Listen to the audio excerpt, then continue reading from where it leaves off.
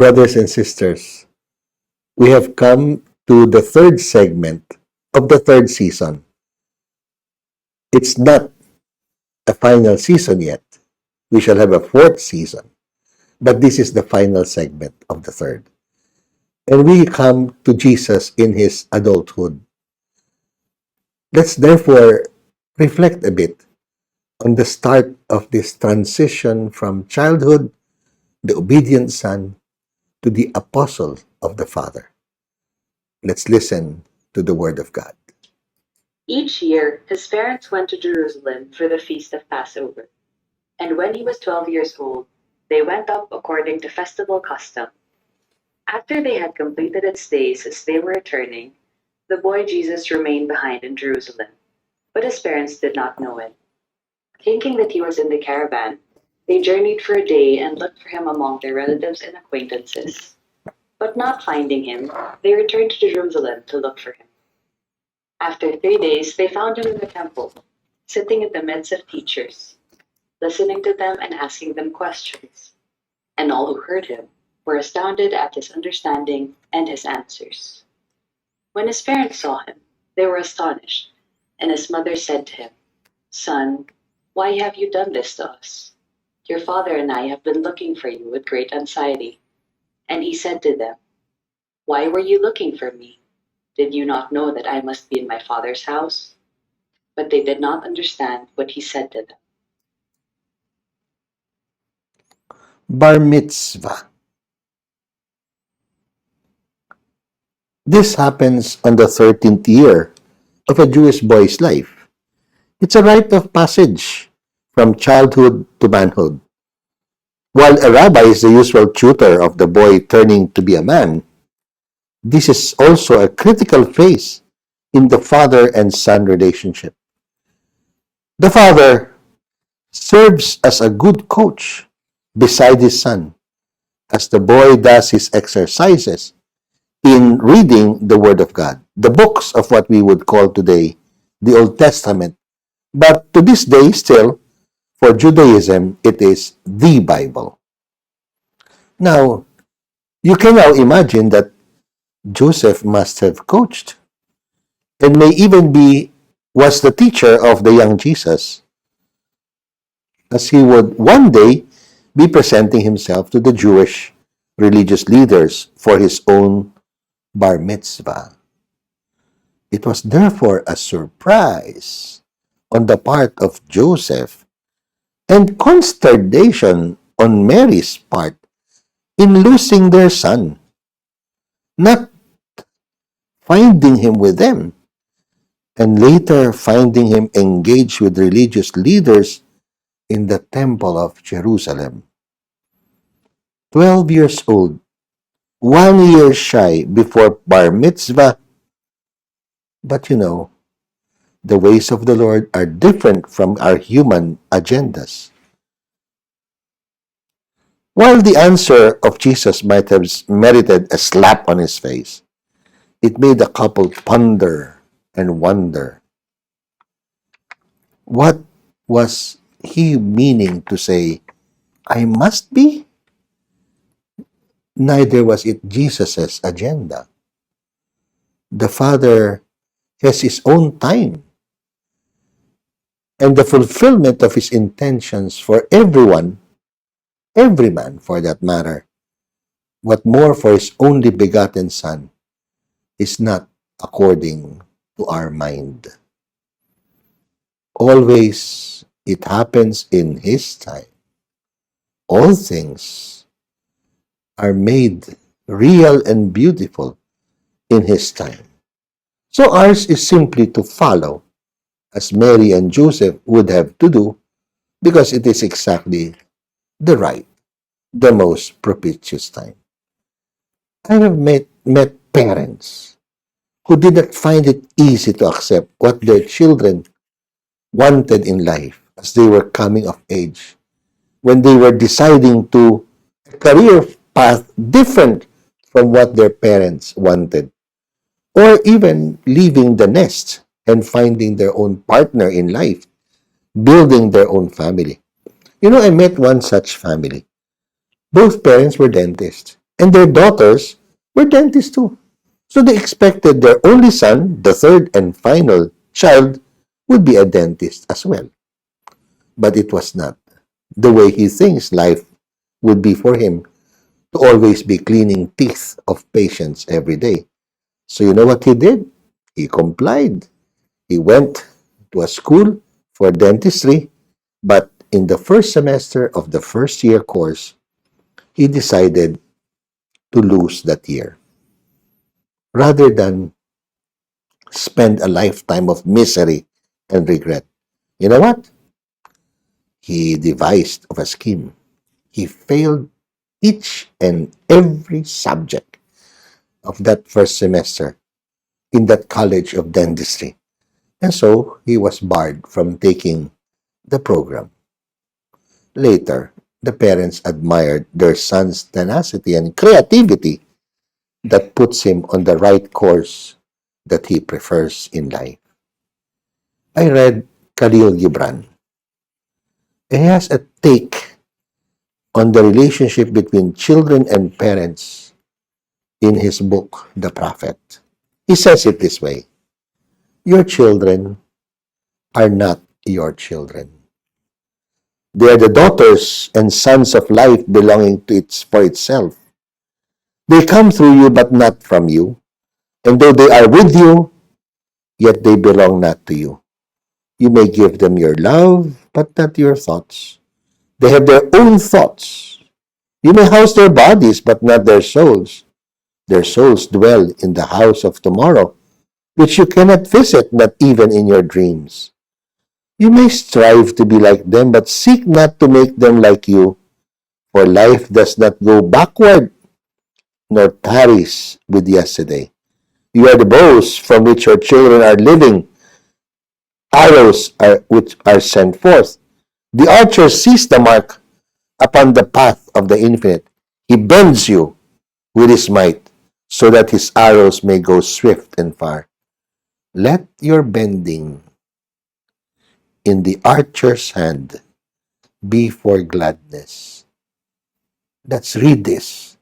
For even as he loves the arrow that flies, he also loves the bow that is stable.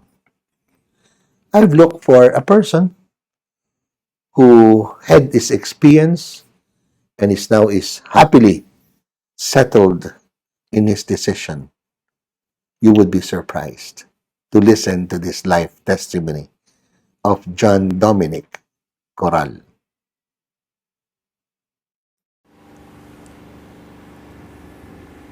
Hello, my name is Brother John Corral SDB, and I am a Salesian brother.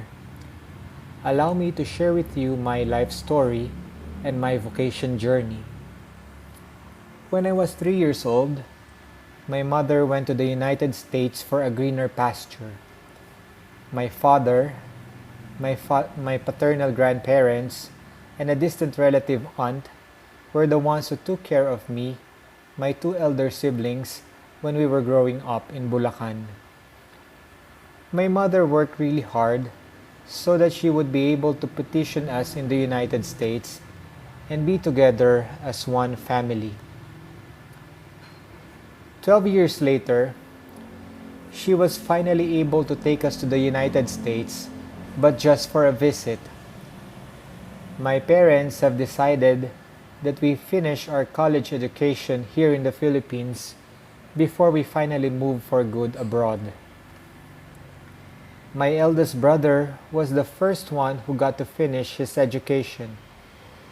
Shortly after graduation, he moved to the US with my mother, then eventually working. 4 years later, my sister followed abroad. And finally, 5 years later, after I finished my degree and gotten my license, I followed my siblings in the US. My father joined the four of us after he retired from his work in the government. You might think that this was already the fulfillment of our dream to be together as one family, but that did not happen. reality tells us that life abroad is more complex. In the US, people will go to a place where they can find a decent job. This is what happened to our family. My sister moved to Las Vegas as she found a better employment in a hospital as a nurse. I eventually moved to Indiana when I got hired as a civilian engineer under the US Department of Navy. My parents, together with my brother, stayed in Los Angeles. It was ironic that we were on the same country, but we only got to be together during Christmas holidays. That was the reality of my family. Allow me this time to share with you my vocation journey. It started when I was a child. When you ask me what do I want to become when I grow old, my immediate answer would be to become a priest. Probably my grandmother, who was very prayerful and a regular churchgoer, gave me the inspiration to become a priest. This dream did not last very long though. When I grew a bit older, my first dream seemed to have vanished. I dreamt of becoming someone else, like a scientist or a doctor. When I was about to finish my high school principal, who is an RVM sister, then told me, "Finish your college, try to work for some time, and experience the world. Then after that, see if you are still being called." I did not really pay much attention to what she told me, but that actually became the course of my life. I finished my college, and eventually I was able to find a stable job and a good paying job. I thought I am already fulfilled and happy, but when I look at my life, there seemed to be something missing. I tried to assess my life. I have my money and my job. I have my own car. I have all the freedom to travel around the world. What can I ask for more? I am living the life. But as I scrutinized my life, it was actually not happy. There is something missing in my life. I sought the help of a spiritual director in a nearby church. I began opening up to him the things my heart is yearning, and that is, offering myself to God and to the young people as a consecrated person. My good Dominican spiritual director guided me in my discernment process. Time came when I have to tell my family, especially my parents, about my decision. I wanted to go back to the Philippines and enter the Salesian congregation.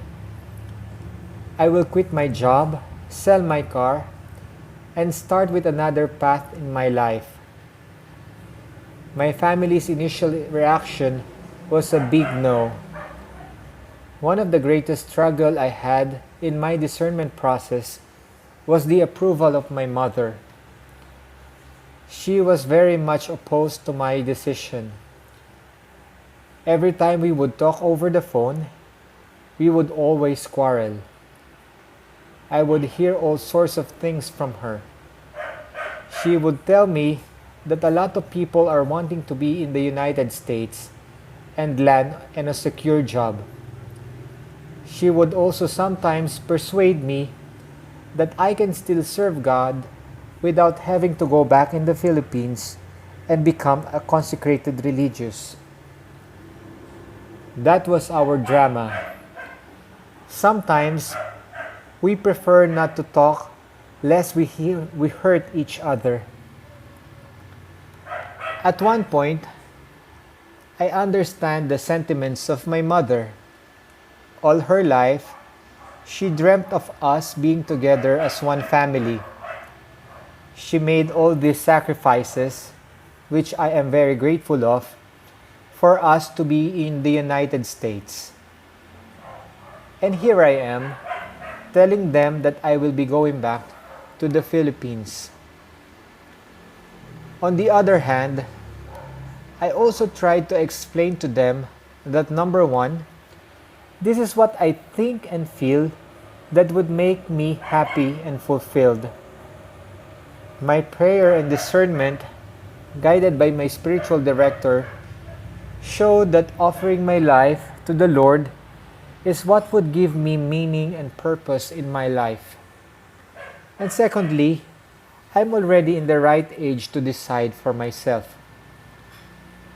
It was a tough time for both of us. I gave myself 2 years to settle everything. I used that time to prepare myself and my family. Little by little, my mother's heart got softened. Before I left the US, we were able to have heart-to-heart talk. It was a moment of reconciliation for the two of us. She gave me her blessing as I start a new life in the Philippines. On my part, I assured her of my love and care.